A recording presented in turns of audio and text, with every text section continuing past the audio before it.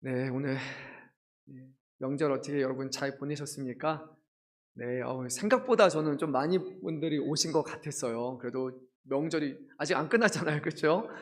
월요일, 화요일까지인가요? 저희가 연휴가. 그래서 와, 그리고 뭐 수목금 또 쉬면은 다시 뭐 토, 주일, 월 다음 주 월요일 또 한글 날 맞죠? 그래서 와, 어마어마한 이런 연휴인데 그래도 어제 주보를 출력하면서도 몇 분 오시려나 그랬는데 생각보다 우리 성도님들이 1부, 2부에도 많이 오셔서 우리 성도님들이 참 교회를 사랑하시는구나, 하나님을 사랑하구나라는 그런 생각을 했습니다. 계속해서 우리가 고린도전서 말씀을 통해서 부활에 대해서 우리가 계속해서 나누고 있습니다. 지난 시간 말씀을 마치면서 사도 바울은 이렇게 고백을 했습니다. 만일 우리가 바라는 것이 단지 이 세상에 국한된 것이라면 모든 사람 가운데 우리가 가장 불쌍한 사람일 것이라고 그렇게 주장을 했습니다. 특별히 이 말씀을 생각하면요, 사도 바울이 떠오를 수밖에 없습니다. 우리가 잘 아는 대로 사도 바울은 예수님 믿기 전에는 모든 것을 다 가진 사람, 하지만 예수님을 믿고 나서는 예수님 외에는 모든 것을 다 버린 사람이기 때문이에요. 정말 이 고백은 삶 가운데 드러나는 진정한 고백일 것이에요. 사도 바울은 예수님 믿기 전에는 바리새파였고, 그리고 사내들인 공회원이었고, 그 안에서 총망받는 사람이었고, 지혜가 뛰어났던 사람이었지만 다메섹 도상에서 예수님을 만난 후에 자신이 가진 모든 것을 다 배설물처럼 여기고 다 버리고 오직 그리스도의 십자가만을 자랑하는 그런 인생을 그는 걸었기 때문에 이 사도 바울의 고백은 어리석은 고백이 아니라 정말 우리가 부활이 있다는 것을 확증하는 근거가 됩니다. 20절 말씀에서 사도 바울은 이제 이렇게 시작합니다. 그러나 이제라고 이렇게 말합니다. 가장 불쌍한 사람이겠지만 그러나 라고 말하며 그렇지 않다라고 오늘 우리에게 전합니다. 예수 믿는 것이 부끄러운 것도 아니고, 예수 믿는 것이 어리석은 것도 아니고, 예수 믿는 것이 불쌍한 것이 아닙니다. 왜냐? 바로 그리스도 예수 안에서는 부활이 있기 때문이다 라고 사도 바울은 전합니다. 사도 바울은 그리스도께서 죽은 자 가운데서 다시 살아나셨다라는 그 사실을 천명을 합니다. 이것은 이미 많은 제자들이 목격한 것이었어요. 그리고 사도 바울은 언급하지 않았지만 자기 자신이 부활하신 예수님을 만났잖아요. 그 누구보다도 예수님을 정확하게 만났던 사람이에요. 승천하시는 모습을 본 것이 아니라 사도 바울은 승천해서 영광 가운데 계시는, 보좌에 계시는 주님을 만났고, 그래서 그의 인생이 180도로 전환되었습니다. 예수 믿는 사람을 죽이려고 했던 삶이 이제는 급진적인 변화를 일으킨 것에는 분명한 원인이 있어야 돼요. 사도 바울이 갑자기 미치지 않고서야 예수님을 믿는 사람들이 죽이려 했던 사람들이 자기가 예수 믿는 사람이 되어서 그 죽음을 마주하는 이런 갑작스러운 변화는 그냥 일어나는 것이 아니에요. 일반적으로 이런 급진적인 변화는 어떤 엄청난 이득이 우리에게 주어질 때, 그럴 때 우리가 이렇게 택하는 거잖아요. 기존에는 누릴 수 없었던 어마어마한 재물이 주어질 때, 그러면 그래, 해봐야지. 예전에 내가 살아왔던 삶을 다 포기하고 엄청난 것이 주어지니까, 재물이 주어지니까 해볼 수 있겠죠. 또는 엄청난 명예가 주어질 때 그렇게 할 수 있겠죠. 하지만 사도 바울은 경우에는 예수님을 믿게 될 때 세상의 기준으로 볼 때는 잃을 것밖에 없었어요. 모든 과거와 모든 삶, 자신의 지기를 다 내려놓을 수밖에 없었어요. 하지만 그럼에도 불구하고 사도 바울이 이 길을 택한 한 가지 이유는 바로 예수 그리스도 안에만 진정한 부활이 있기 때문입니다. 우리 한번 본문의 20절 말씀을 합독하겠습니다. 그러나 이제 그리스도께서 죽은 자 가운데서 다시 살아나사 잠자는 자들의 첫 열매가 되셨도다. 아멘. 사도 바울은 그리스도의 부활의 의의를 잠자는 자들의 첫 열매라고 그렇게 말합니다. 여기서 말하는 열매는 과일 열매를 뜻하는 것이 아니라 곡식 열매, 특별히 보리 열매를 뜻하는 것이에요. 첫 열매는 레위기 구약의 배경을 갖고 있는데, 레위기 23장 10절 말씀을 보게 되면 하나님께서는 약속하신 이스라엘 백성들이 가나안 땅에 들어가게 되면 거기에서 이제 곡물을 거두게 될 것인데, 그 곡물의 첫 이삭 한 단을 제사장에게 가져오고, 그리고 제사장은 그 단을 여호와 앞에 안식일 다음 날에 그것을 흔들어서 하나님 앞에 바치라라고 얘기를 했습니다. 그러니까 안식일 다음 날, 문자적으로 말하면 주일이라고 우리는 말할 수 있어요. 첫 열매는 보리 이삭인데, 이것을 여호와께 드리는 것은 이제 우리가 하나님 앞에 가장 처음의 것, 가장 중요한 것을 드리니까 우리는 하나님이 주시는 나머지 수확물을 가지고 살아갈 것이고 하나님이 주시는 것으로 우리는 충분하다라는 그런 신뢰 행위로서 이것을 드리는 것입니다. 잘 보면요, 이 하나님 앞에 드리는 첫 열매는 개개인의 성도가 하나님 앞에 드리는 것이 아니었어요. 이것은 이스라엘 전체가 공동체 예물로서 하나님 앞에 첫 수확을 드리면 하나님은 그것을 기뻐 받으시고 이스라엘에게 나머지 모든 것을 허락하시는 거예요. 그렇다면 예수 그리스도께서 잠든 사람의 첫 열매로 드려졌다라는 것은 이제 하나님께서 예수님을 받으시고 개인을 살리시겠다는 고백입니까? 아니면은 공동체를 살리겠다는 고백입니까? 무슨 의미죠? 공동체라는 거예요. 예수 안에서 죽은 사람들, 예수 안에 살아가는 사람들을 예수님을 받으시고 이제 모든 사람들을 다 살리실 것에 대한 그런 고백이 이 안에 담겨 있습니다. 또한 이스라엘은요, 이 첫 열매를 하나님 앞에 드리기 전까지는 곡식을 먹을 수가 없었어요. 절대 먼저 먹으면 안 돼요. 첫 것을 하나님 앞에 드려야 되니까요. 그렇게 보면요, 오늘 사도 바울이 예수님을 첫 열매라고 비유하는 것은 그리스도 이전에는 부활이 없었다는 것을 의미해요. 오직 그리스도 이후에야 모든 사람들에게 이제 부활이라는 것이 이제 주어지게 되었고 그리스도로 말미암아 모든 사람들은 부활을 누릴 수 있는 권한과 축복이 주어진다라는 그런 의미예요. 그리스도 외에 다른 첫 열매는 없습니다. 다른 누구도 예수님보다 이전에, 예수님보다 앞서서 하나님 앞에 드려질 수 없다. 사도 바울은 이것을 강조하고 있어요. 오직 예수님만이 첫 열매입니다. 만약에 다른 사람이 첫 열매로 드려졌다면 그 첫 열매는 모든 사람들을 구원하는 열매가 아니에요. 우리의 부활과 예수님의 부활은 다르잖아요. 우리의 죽음과 예수님의 죽음도 다릅니다. 어떤 사람들은 사랑하는 사람을 위해서, 친구를 위해서 대신 죽을 수도 있을 거예요. 사랑하는 가족을 위해서 대신 희생당하고 죽을 수도 있을 것이에요. 하지만 예수님의 죽으심은 전혀 다른 죽으심이에요. 죄가 없는 자의 죽으심이고 예수님의 죽으심은 사람의 죽음이 아니라 하나님의 아들의 죽으심이기 때문에 예수님의 죽으심은 우리 모든 사람들의 죽으심과 다른 거예요. 아무리 선하고 희생당한 사람, 그 사람도 죄로 말미암아 죽는 거예요. 하지만 예수님은 죄가 없으신 주님께서 모든 사람들의 죄를 대신하시는, 대속하시는 죽으심이에요. 그렇다면 예수님의 부활 또한 다른 사람들의 살아난 것과 달라요. 우리가 죽었다가 탁 눈 뜨는 거, 이게 부활이 아니라 예수님의 부활은 개인의 부활이 아니라 대표성의 원리를 가진 부활이고 예수님은 부활은 그리스도 안에 있는 모든 사람들의 위에 대신하시는 그런 부활입니다. 사도 바울은 이 대표성의 원리에 대해서 이어서 말씀을 통해서 전하는데요. 우리 한번 본문의 21절, 22절 말씀을 읽도록 하겠습니다. 사망이 한 사람으로 말미암았으니 죽은 자의 부활도 한 사람으로 말미암는도다. 아담 안에서 모든 사람이 죽은 것 같이 그리스도 안에서 모든 사람이 삶을 얻으리라. 아멘.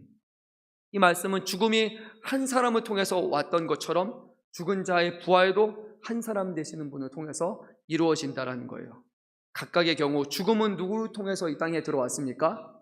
아담을 통해서. 아담이 모든 인류의 대표가 되어서 죽음이 이 땅에 들어왔고 그리고 부활은 이제 온 인류의 대표가 되시는 첫 열매 되시는 그리스도 안에서 이루어진다라고 사도 바울은 전합니다. 여기서 우리가 눈여겨봐야 할 점, 제가 개인적으로 눈여겨본 점은 이거였어요. 사망이 한 사람으로부터 말미암았다라는 거예요. 일반적으로 보면 우리가 이 죽음은 보편적인 거잖아요. 모든 사람들은 다 죽잖아요. 그렇지 않아요? 그냥 우리는 죽음이라는 것은 당연하다고 생각을 해요. 한번 태어나면 다 죽는 거예요. 근데 피할 수 없는 그런 운명과 같잖아요. 근데 오늘 성경 말씀은 그렇지 않아요. 사망은 없었던 것인데 사망은 한 사람으로부터 들어왔고 시작이 되었다는 거예요. 아담의 범죄함 이전에 사망은 없었고 오직 아담의 범죄한 후에야 사망이 이 세상에 들어왔다라는 거예요. 그렇게 보면요, 아담과 하와는 원래는 사망과 전혀 상관이 없는 그런 존재로 창조되었음을 우리는 알 수 있어요. 하나님의 뜻은 우리가 죽는 것이 아니었어요. 하나님과 영원히 사는 것이 하나님의 뜻이었어요. 하나님이 에덴 동산이라는 곳에서 하나님이 모든 것을 함께 나누고 하나님의 내리자로서의 거룩하신 뜻 가운데 함께 살아가는 것, 그것이 하나님의 우리를 향한 뜻이었지만 인류가 하나님의 뜻에 불순종하고 하나님의 말씀이 아니라 사단의 말을 들은 것으로 인해 이제 사망이 그 한 사람을 통해 온 인류에게 이제 임했다는 것이에요. 그러면 사망은 우리가 생각하는 사망하고 좀 다른 거예요. 뭐 점심시간이라 지금 무슨 소리 하나 좀 그럴 수 있지만요, 사망은 우리가 생각하는 사망하고 달라요. 사망은 그냥 죽는 것이 아니에요. 성경에서 말하는 사망이란 가장 먼저 하나님과의 단절이라는 것을 알아야 돼요. 왜냐하면 어땠어요? 아담과 하와가 하나님의 말씀에 불순종하고 에덴 동산에 쫓겨난 다음에 바로 죽었나요? 안 죽었나요? 죽지 않았잖아요. 그런데 거기서 일어난 것은 하나님과의 단절이 일어나는 거예요. 더 이상 하나님과 교류할 수 없고 하나님과 다가갈 수 없고 하나님과 동산에서 같이 거눌 수 없고 하나님의 뜻 가운데 살아갈 수 없는 그런 단절이 바로 성경에서 말하는 영적인 의미에서의 사망이라는 것을 우리는 기억을 해야 되는 거예요. 사망이 하나님과의 단절이라면 그러면 부활은 어떤 의미일까요? 부활은 하나님에 대해서 단절되었던 것이 회복되어서 살아가는 것이 성경이 말하는 부활이에요. 우리가 생각하는 물리적인 그런 육신이 죽는 것, 숨을 거두는 것, 심장이 멈추는 것, 호흡을 거뒀다가 그러다 갑자기 다시 심장이 뛰기 시작하고 보니까 맥박이 살아나고 호흡이 일어나면 와, 저 사람 부활했어 라는 게 전혀 아닌 거예요. 부활은 하나님에 대해서 사는 것, 예수 그리스도 안에서 새로운 생명을 얻는 것, 그것이야말로 부활입니다. 그래서 성경에서 이 거듭남이라는 것에 대해서 이렇게 표현을 하잖아요. 예수님은 니고데모에게 거듭남이란 무엇인가? 하늘로부터 오는 것이다. 하늘로부터 태어나는 것이다. 하나님으로부터 다시 태어나는 것이다 라고 그렇게 말하잖아요. 육신의 사람들이, 사단의 사람들이, 악한 영들의 사람들이 이제 하나님의 자녀로 다시 태어나는 것이 바로 거듭남이잖아요. 죽음이 한 사람으로부터 오듯 구원의 방법 또한 한 사람을 통해서 이루어지는데 이것은 오직 첫 열매이신 그리스도 안에서만 우리에게 약속된 것이라고 성경은 분명히 말씀합니다. 다시 말씀드릴게요. 그리스도 바깥에는 결코 구원이 없습니다. 죽었다가 살아나는 것이 아니라 영원히 사는 것, 하나님에 대해서 사는 것은 오직 그리스도 안에서만 우리에게 이루어질 수 있는 일이에요. 죽었던 사람이 다시 맥박에 뛸 수 있어요. 심장이 다시 움직일 수 있어요. 하지만 그 사람은 다시 죽어요. 오직 그리스도 안에서만 하나님의 자녀가 된 사람들만 그 죽음을 넘어 부활하여 영원한 생명을 누리며 살아가는 겁니다. 우리가 사도신경에서 뭐라고 고백합니까? 산자와 죽은 자를 심판하러 오시리라 라고 그렇게 고백을 합니다. 마지막 때가 되면요, 죽었던 영혼도 이제 하나님의 심판 앞에 다 설 것입니다. 살아있는 사람만이 아니라 죽은 자 또한 다 심판대 앞에 설 것이에요. 그리고 그곳에서 죄인은 끝까지 예수 그리스도를 믿지 않고 영접하지 않은 그 죄인은 두 번째 사망을 맞이하게 됩니다. 그것이야말로 영원한 의미의 사망이에요. 하나님과 영원한 단절이 일어나는 거예요. 하지만 그때 그리스도 안에서 변화된 심령들은 죽었던 사람들이 다시 살아나고 부활하여 영생을 누리게 되는 것, 그것이 예수 그리스도를 믿는 우리들의 미래입니다. 여러분, 이것을 소망해야 합니다.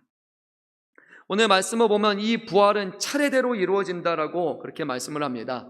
먼저는 첫 열매이신 그리스도이십니다. 그리고 그 다음에는 그가 강림하실 때 그리스도께 속한 사람입니다. 그럼 우린 이런 생각할 수 있어요. 그 다음은 누굴까? 예수님께 속한 사람, 그럼 그 다음은 누굴까요? 네, 말씀을 보면 없어요. 끝입니다. 그리고 마지막이다 라고 그렇게 말씀을 합니다. 우리 한번 본문 말씀을 우리 한 목소리로 한번 읽어보도록 하겠습니다. 23절, 24절 말씀 읽도록 하겠습니다. 그러나 각각 자기 차례대로 되리니 먼저는 첫 열매인 그리스도요, 다음에는 그가 강림하실 때 그리스도에게 속한 자요, 그 후에는 마지막이니 그가 모든 통치와 모든 권세와 능력을 멸하시고 나라를 아버지 하나님께 바칠 때라. 그러니까 예수님이 부활하시고 마지막 때, 그리고 나서 우리 성도들이 부활하고, 그러니까 여기서 말하는 부활은 진정한 의미에서의 그런 궁극적인 부활이잖아요. 그러면 그 다음에 다른 사람들에게는 부활이 있다는 거 없다는 거예요? 없어요. 그리고 나서 성경은 뭐라고 말씀합니까? 부활이 아니라 뭐가 있다? 심판이 있다. 라고 말씀하세요. 부활이 아닌 상태로 머물러 있는 것이 아니라 예수님의 부활과 모든 성도들의 부활, 그리고 나면은 세상은 이제는 심판만이 남아있다는 거예요. 예수 믿지 않은 것은 그냥 하나님에 대해서 살아가지 않는 것, 예수 믿지 않는 것은 천국에서 살아가지 않는 것, 예수 믿지 않는 것은 그냥 우리 죽은 상태로 그냥 머물러 있는 그것이 아니에요. 예수 믿지 않는다라는 것은 영원한 심판과 형벌이 있다는 의미예요. 그래서 우리는 복음을 전해야 되는 거예요. 그 영혼이 하나님에 대해서 영원한 멸망을 당하지 않기 위해서.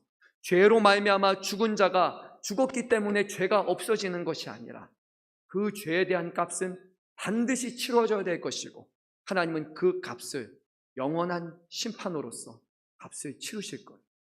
하지만 우리에게 주시는 복음은 영원한 값을 그리스도를 믿을 때 그 값을 대신해서 주님이 치러 주신다. 그래서 우리는 그것을 뭐라고 말합니까?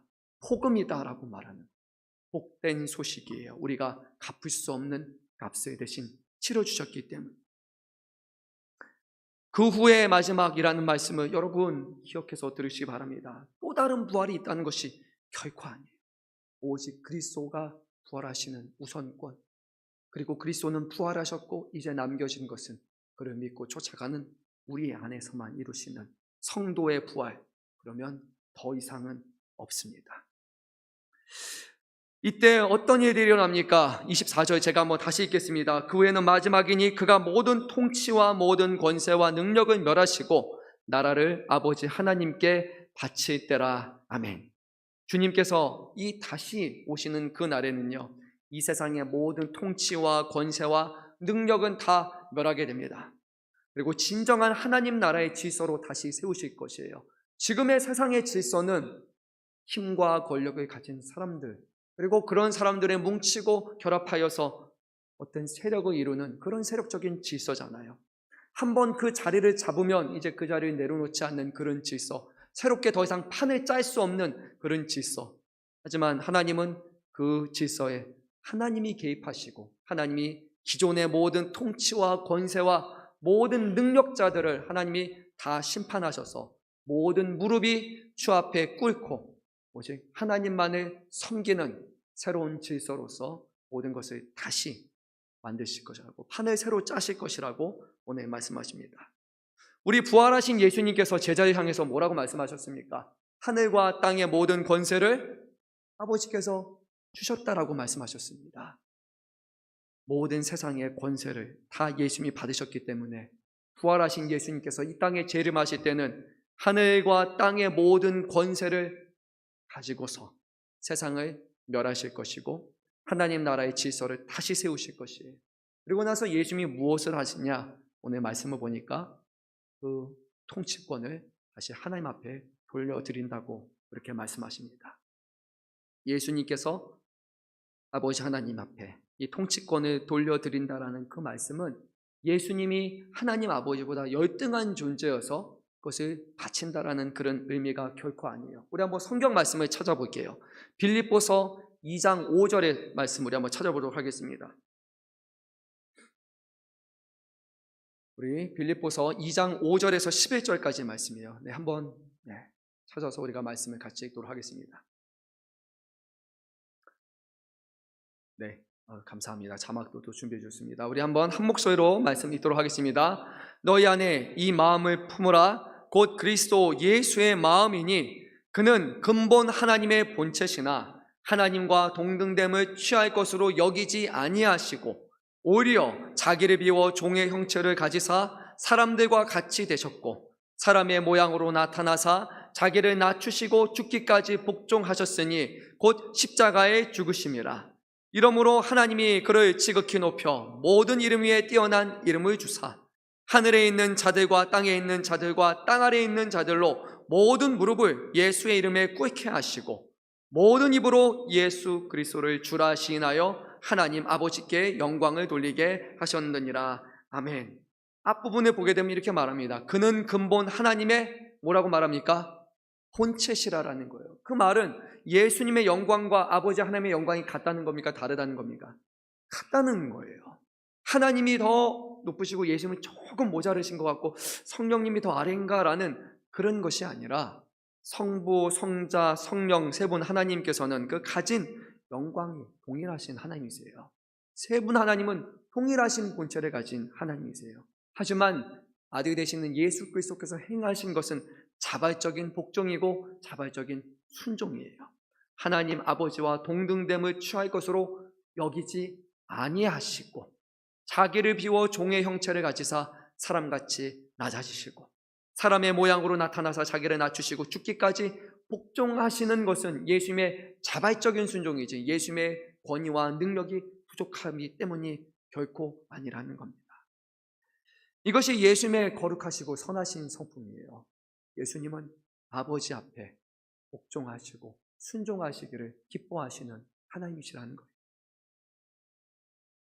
분명 예수님은 성경 말씀에 보면 태초부터 계신 말씀이라고 요한복음에서 분명히 이것을 증거합니다. 즉 하나님의 세상의 창조 사역에 예수님은 그때부터 함께 하셨던 분이지 창조되신 분이 아니에요. 예수님은 하나님과 같으신 분이세요. 하지만 예수님은 하나님 앞에 낮추셔서 그것을 자신의 기쁨으로 취하셨다고 성경은 말씀합니다. 그것이 우리가 믿는 바입니다.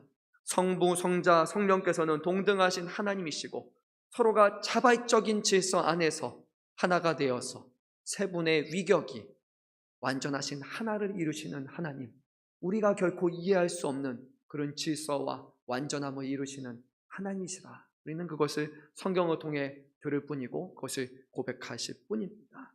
예수님은 그 모든 영광을 하나님 앞에 드리기를 기뻐하시는 하나님이셨습니다. 그리고 그때가 되면 이제 모든 원수를 발 아래에 두신다라고 말씀을 합니다. 여기 이 모든 원수를 발 아래에 두신다는 이 말씀은요, 구약성경 시편 110편 1절의 말씀의 성취입니다. 제가 이 말씀을 한번 읽도록 하겠습니다. 여호와께서 내 주에게 말씀하시기를 내가 내 원수들로 내 발판이 되게 하기까지 너는 내 오른쪽에 앉아 있으라 하셨도다. 그래서 모든 원수들, 내가 내 원수들로 내 발판에 되기까지, 그래서 오늘 말씀에서는 모든 원수들을 다 발 아래 두신다라는 말씀이에요. 구약에서 성경의 시편을 통해서 예언된 말씀이 예수님이 이 땅에 오시면 그것이 하나하나 다 이루어질 것이다라는 말씀이에요. 예수님의 발 아래 두시는 원수는 과연 누굽니까? 하나님의 뜻에, 예수님의 뜻에 반대하는 모든 권세자들, 공중 권세자들과 하나님의 이 땅에 있는 모든 통치자들이 다 주님의 발 아래에 둔다라는 것은 발 아래 머물러 있다는 것이 아니라 무엇을 의미하여 발 아래 심판받아 멸망받는 존재가 된다는 것이에요.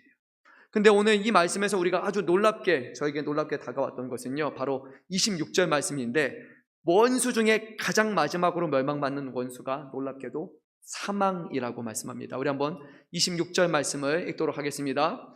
맨 나중에 멸망받을 원수는 사망이니라. 우리가 생각할 때 원수 생각하면 뭐예요? 사람을 생각하잖아요. 어떤 영적인 신비로운 존재라고 생각하잖아요. 그런데 예수님이 마지막으로 멸망하시는 존재는 사망이에요. 사망이 멸망받으면 더 이상 죽음은 없고 영원한 삶이 우리에게 주신다는 거예요. 예수님은 이미 이것을 우리에게 보여주셨잖아요.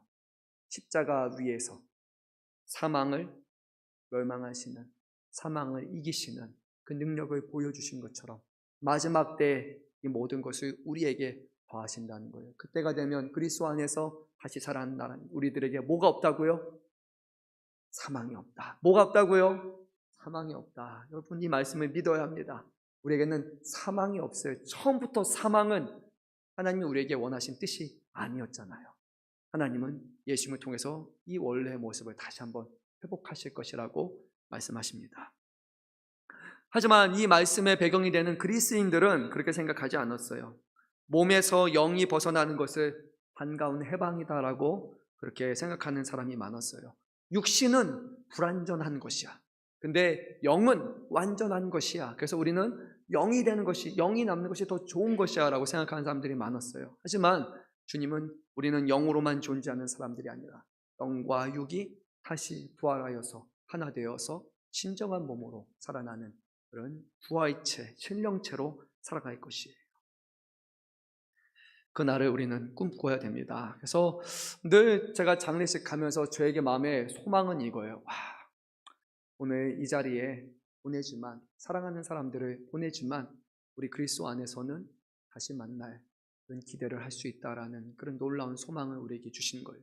물론 자세히는 모르겠어요. 그 천국에 가봐야 될 것 같아요. 사람이 너무 많으면 찾느라고 좀 힘들 수도 있을 거고, 하나님이 어떤 방식으로 우리에게 서로를 만나게 하실지 알지 못하지만 그리스도 안에 있는 사람이라면 다시 만날 날을 꿈꿀 수 있을 거예요. 하지만 그 천국이 없다면 그때는 정말로 슬프고 비통하고 우리가 애통해야 되는 시간일 거예요. 우리가 생각하기에는 천국에 있을 것이라 생각했던 사람이 그때 가서 없을 수도 있기 때문이에요. 오직 주님만이 누가 구원받기에 합당한 사람인지, 누가 하나님의 자녀인지는 하나님만이 아시기 때문이에요. 내가 하나님을 아버지라고 부른다고 해서 자녀가 되는 게 아니잖아요. 저기 있는 사람한테 가서 뭐 좀 황당한 예일 수도 있겠지만, 제가 갑자기 백장님한테 가서 아버지라고 해서 갑자기 장로님이 아버지가 되고 제가 아들이 되는 게 아니잖아요. 그렇죠? 아버지부터 낳은 사람이 아들이 되는 거잖아요.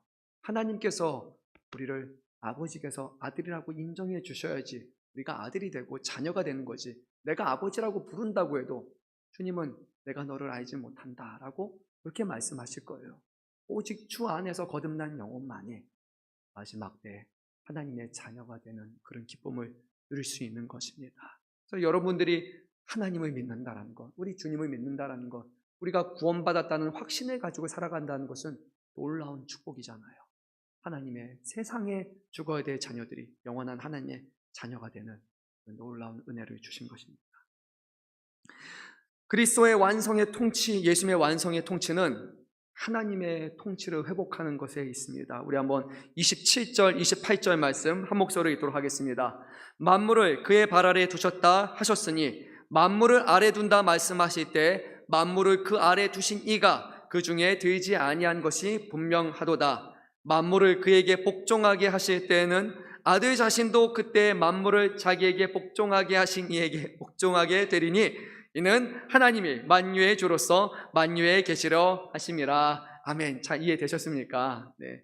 27절 말씀을 보면 성경의 시편 110편 1절 말씀에 만물을 그의 발 아래 두신다고 하셨으니까, 그 말은 만물을 그 발 아래 두신다고 하시니까 그 말씀하신 분은 그 발 아래 속하지 않는다는 거잖아요. 그래서 그리스도께서는 그 속하는 자가 아니라 그 발 아래 두시는 자가 될 것이고, 그리고 주님께서는 모든 만물을 자신의 팔 아래 복종하게 하신 다음에 그 영광을 가지고 어디 가시느냐?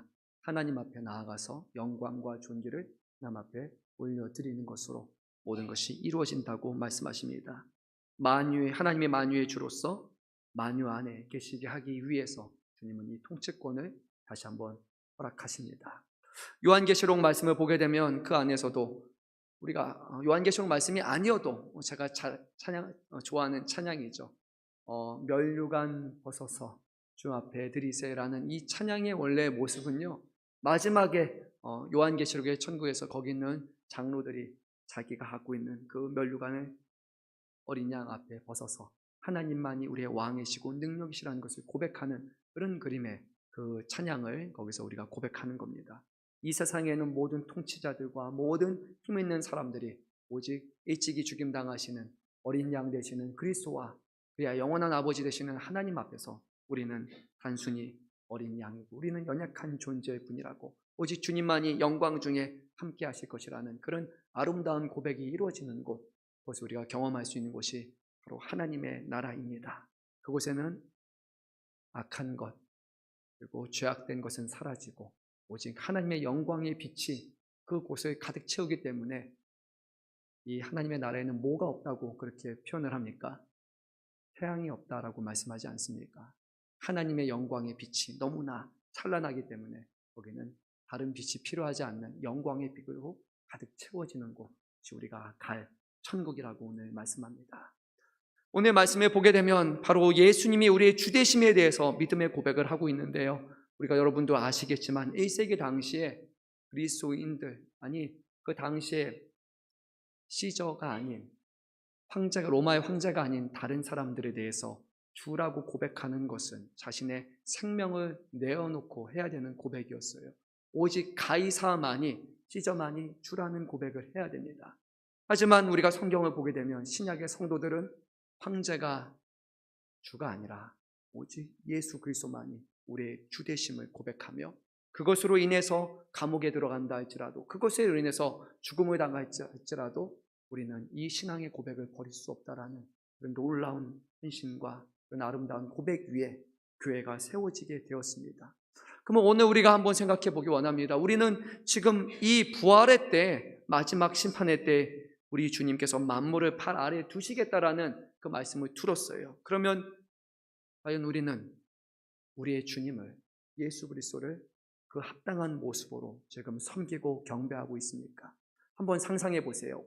그냥 지구라는 상상이 아니라 온 우주라고 생각해 보세요. 이 광활한 우주에 오직 주님만이 통치하시고 온 우주의 모든 질서는 주님의 발 앞에 요동치 않고 잠잠히 멈춰 있는 모습. 과연 그 위대하신 주님을 우리가 바라볼 때 지금은 예수님 하나님 하지만 아마 그때는 너무 크셔가지고 너무 위대하셔가지고 감히 나 같은 사람이, 나 같은 죄인이 하나님 앞에 과연 갈 수 있을까라는 마음이 들지 않을까요?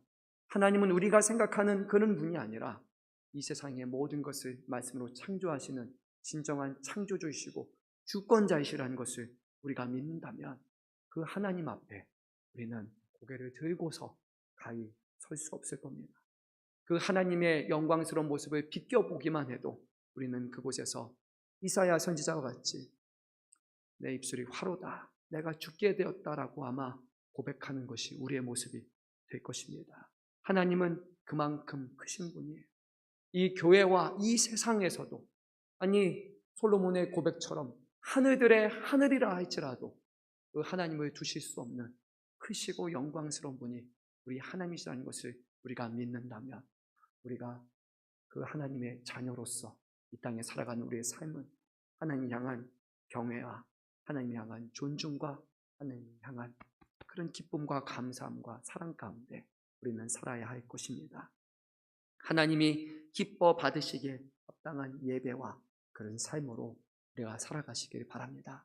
어디 가서 믿지 않는 사람들에게 나 예수 믿는 사람이에요 라는 것 자체가 뭐 뻘쭘한 그런 게 아니라 우리가 정말로 그 하나님이 그 하나님이라는 것을 믿는다면 그 예수님이 그 예수님이라는 것을 우리가 정말로 믿는다면 나는 예수 믿는 사람입니다.